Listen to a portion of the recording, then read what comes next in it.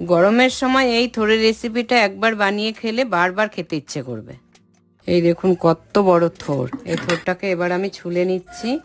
এই থোড়ের মধ্যে আঁশ থাকে, এটাতে আঁশ নেই।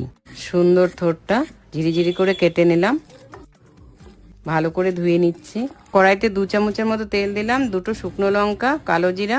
এবার থোড়গুলো দিয়ে দিচ্ছি, একটু নেড়ে চেড়ে দিয়ে দিচ্ছি 1/2 চামচ হলুদ, 1/2 চামচ নুন। আবার একটু ভালো করে নেড়ে ঢাকা দিয়ে দেব। এই দেখুন কতটা সেদ্ধ হয়ে গেছে। 2টো কাঁচা লঙ্কা দিয়ে দিলাম, একটু ভালো করে নেড়ে আবার ঢেকে দেব, কারণ এটা থোড় ঢেকে ঢেকে রান্না করতে হবে। খুন্তি দিয়ে একটু ভেঙে দিচ্ছি। 2 চামচ পোস্ত বাটা দিয়ে দিলাম, 2 চামচ সর্ষের তেল দিলাম, একটু ভালো করে নেড়ে আবার ঢেকে দেব। এই দেখুন কত সুন্দর হয়েছে।